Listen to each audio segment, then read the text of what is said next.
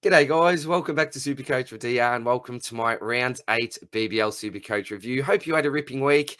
It's unbelievable, isn't it? Been a bit of a turbo type BBL season, only 1 week away and we are all done. Grand finals this week, so if you're involved in any of your league GFs, all the best of luck. Hope that you do your best to take them out. But I'm pretty happy with my results from this week. And look, my goals, and I've been talking about this every week. I've been putting out these reviews if you've been following them, but I've been really adjusting my goals. So at the start, it was just top 5%. Thought I'd be really happy with that. Only my second season of really playing the game. Then I ended up having a couple of decent results. I thought, okay, maybe aim for that top 3%. Then it was to stay inside or to get to that top 1K. And as you can see this week, really, really solid, 108 for the round rank and now sitting inside the top 1%, 7,968 at a season rank of 545. For the round score, 2 points away from the 800 mark. I think I just needed Matty Short as that captain just to knock one more run, double that for the extra 2 points, and we get there. But certainly not complaining. Really solid week from myself. So pretty proud of the way that I'm going. I never expected to get anywhere close to the top 500. As I said, top 1,000. But I suppose the goal now is to get inside that top 500 and just get as far as I can. But one more week, as we said, we've got the Thunder on the double this week, the only team on the double. Big question is, how many of these blokes do we need? We know that they're not flying at the moment. So I'll go through my trades for the week, give a quick team review, and then next week, it'll be a bit of a season review. So I hope you enjoy, guys. All the best. Let's get into it.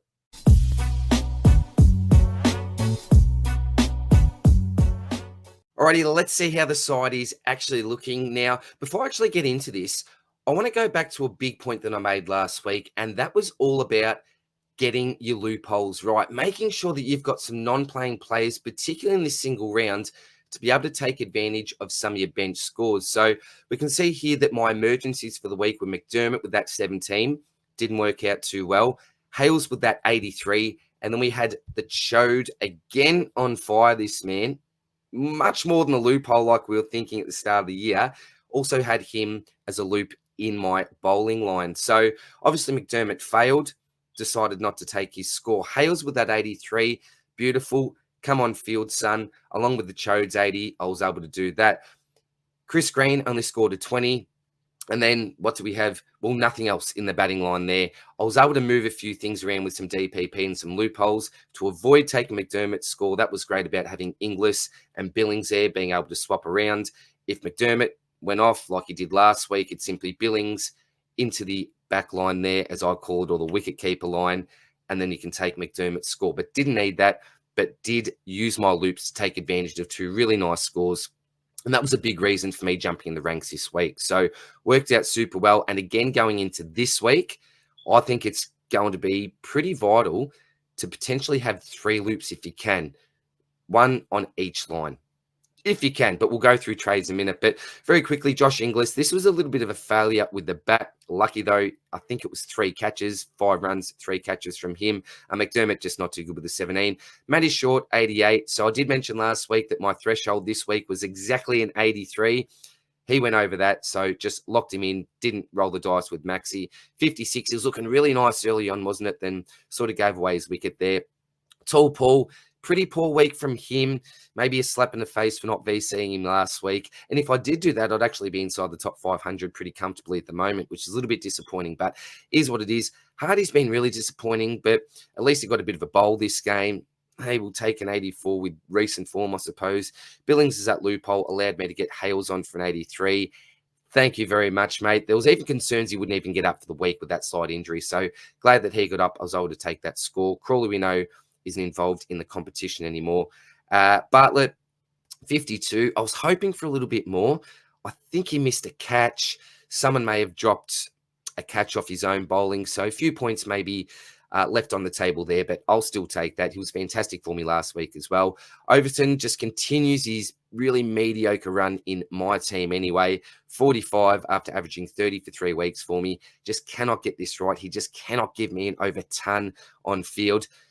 Oh, man. Andrew Ty. Talk about, Hales and the Chode coming on field, really aiding to my decent score this week. Andrew Ty was the man here. Now, lots of people jumped off. Originally, in my last round review, I was jumping off as well, but just had a little bit of a feel that with someone like a Ty, you just can't keep a great man down for too long. Now, this was an absolute gift from the SuperCoach junk time gods. Was it 4 wickets in that over? 3, 4 wickets. It was just crazy sort of stuff here. Got the economy rate. I think it was a maiden over, 4 wickets. You get the wicket bonus as well. How many dot balls? 15 dot balls or something ridiculous like that. But he was the man this week. Thank you very much, AJ.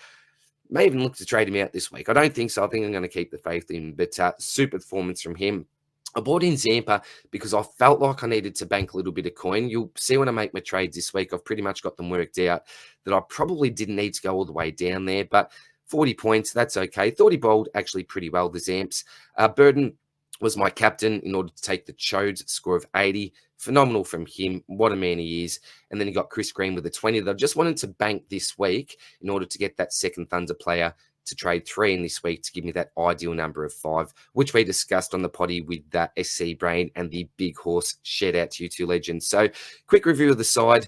Now let's talk about who we're looking to trade out. So we've obviously got Green here and Hales as the 2 Thunder player. Really keen on bringing an extra 3 in. Now we've got 1, 2, 3, 4, 5 non-playing players at the moment. Now, I'm actually keen to keep on to 3 of these fellas.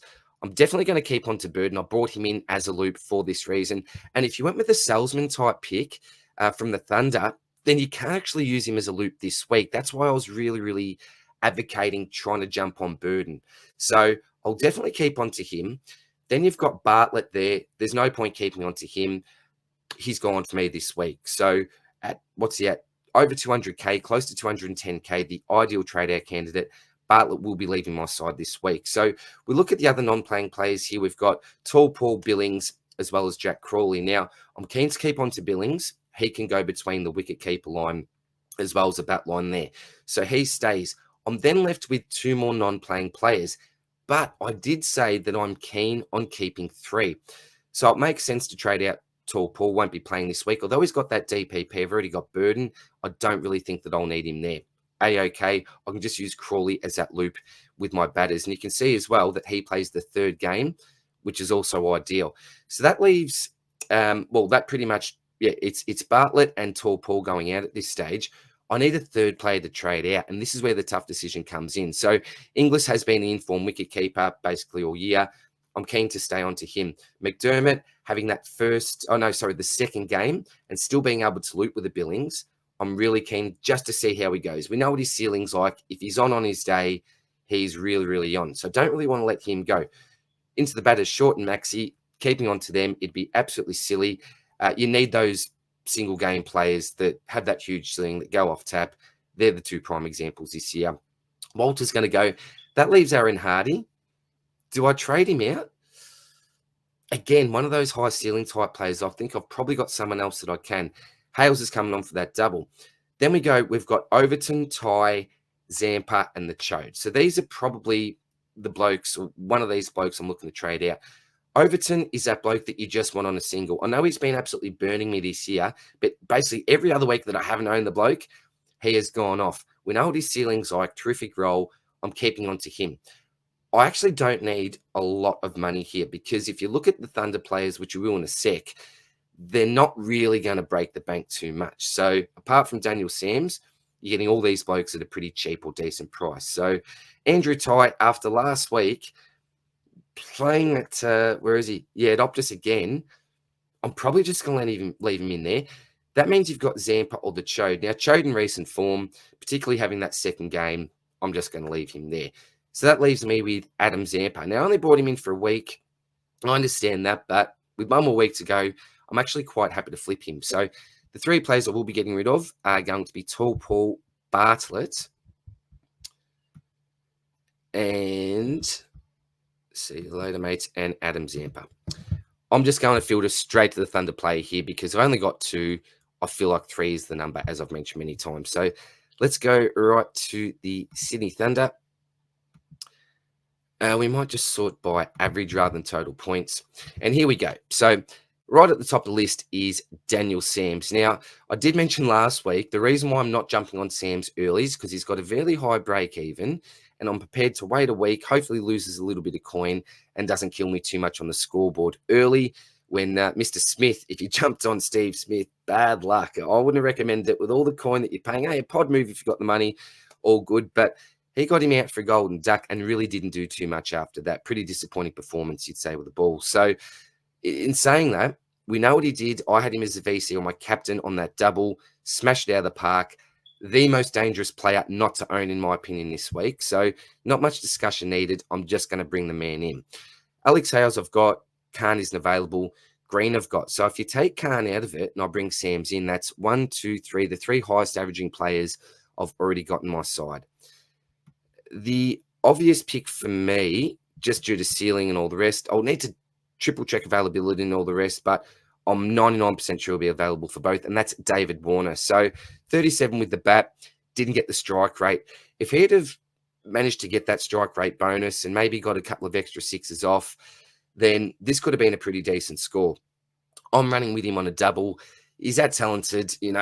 Some people may not say he's not the best bloke in the world. Your opinion, I won't give my opinion on him. I'm not a huge fan, I suppose. But yeah, for me, I think he's a really solid option on his double this week. So you pretty much got Sams and Warner in the side. Tanveer Singer is a pretty highly owned player. Also scored well last week. What's the deck going to be like? It may actually favour him. If that's the case, he could be an in. You look at McAndrew, 81 last week, but the season average is only 38. You just need one of those 81 type games, though, from him, don't you? I'm pretty sure that's been his best return or maybe second best return for the season. Been fairly average, Joe, but will certainly be more of a pod selection, in my opinion. Bancroft just has not been in form. Now, you could argue that you could just lock him in that wicketkeeper spot and get the double there. But as I mentioned, in current form, just probably not for me. Probably not. He is an option, though. I'm not saying definitely don't go there.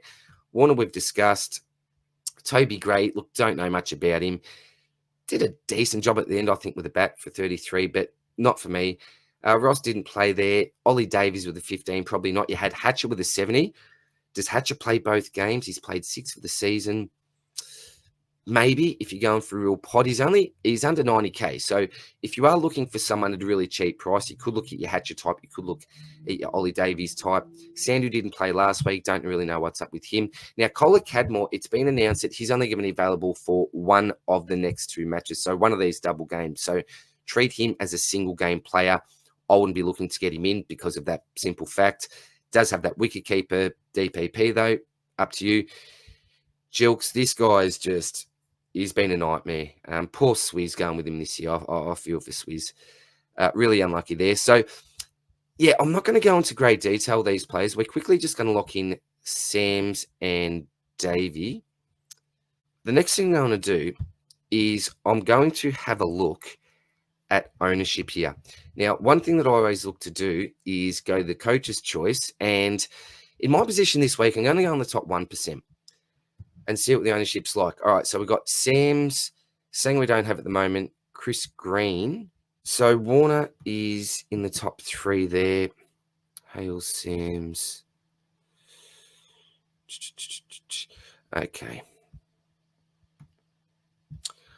I'm going to look to get a bowler in. And I think I'm just going to play this safe. Now, I could go with a complete pod here and try to get, let's just say, top 250 finish with some sort of a miracle. I don't think I could, but I could do that, or else I can just try to aim for that 500 and not owning a bloke that's owned by half of the top 1%, the position I'm in at the moment, is probably a little bit too dangerous for me. It's going to be McAndrew or Sanger, 35%, and this could rise compared to 51.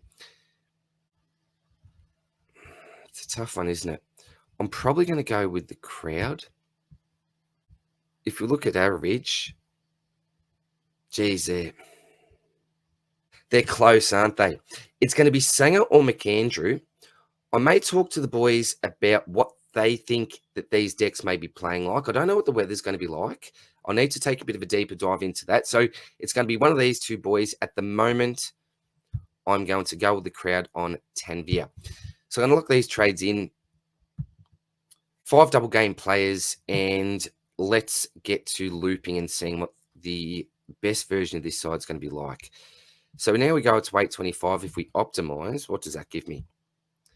1098. Okay, so get these games back up so you can see. So Thunder and the Strikers actually have the first game. I don't think you need to loop someone like a Matty Short. Overton's the other bloke that I could look to loop there. So I'll just get my whole side up so we can see. Then you got the Stars and the Canes. I've really enjoyed being able to loop these Canes players. Only got Maxi from the Stars, and again, he's not a player that I think I need to loop. Pretty confident on him.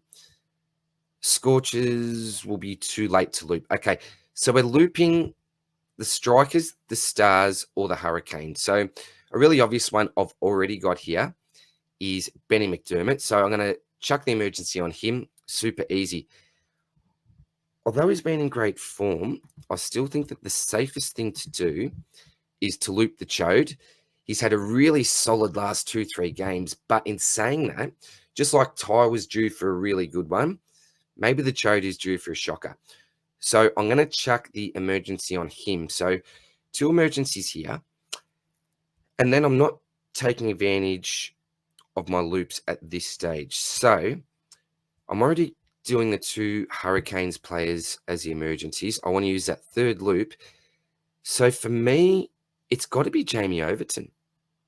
So if he pulls out another stinker, he's highly owned in the top 1 to 5% as well.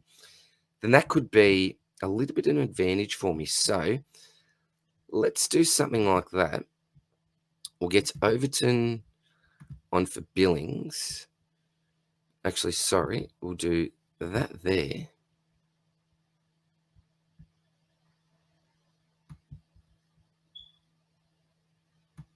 Yeah, that's how I'm going to set up for now. So this way how I've set up the side, I've got, so I realize my head's getting closer and closer. I'm getting excited here. You might be able to see a big version. I mean, that's no good.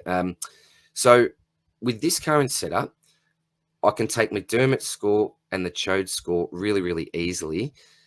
Look, who do you potentially bench here? Probably that.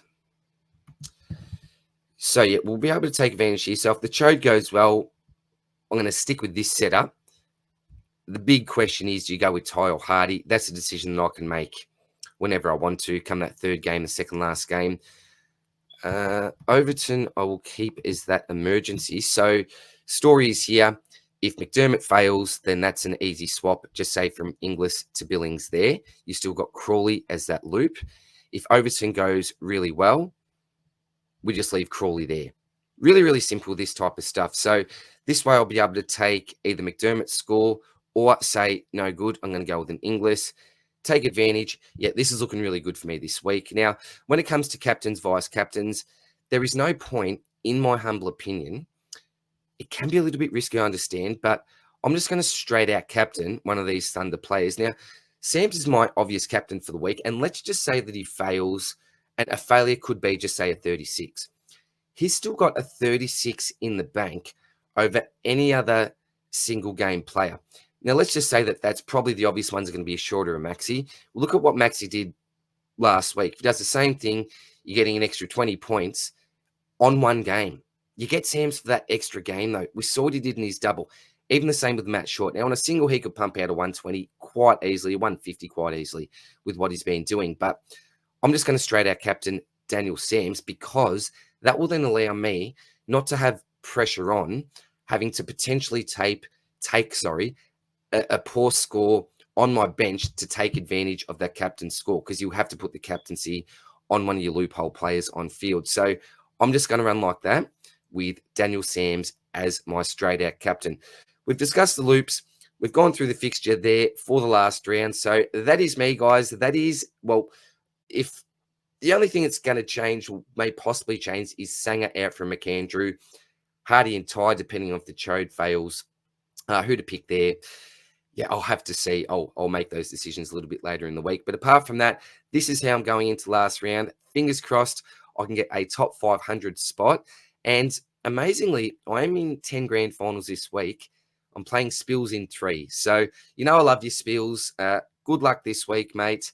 But in a way, bit of bad luck just for this 1 week because I'm playing you in 3 and I would love to take home the chocolates. You know, I love you though, mate. No offense there, buddy. So that is it for me, guys. All the best luck for this round, and I'll see you next week for my final season BBL review. And probably tomorrow, I've scheduled it all for the next day. I'm going to put out my first AFL player review for 2024. And it's going to be on the most expensive player in the competition, Marcus Bontempelli. Ownership-wise, with content creators, is very much swaying towards not selecting the Bont. But after watching this video, maybe I'll get a couple of you with me because I've currently got the man in my side. So that's a discussion for probably another day or two's time. But stay tuned for that one and much more AFL content in the preseason. So all the best, guys, and I'll see you soon. Bye.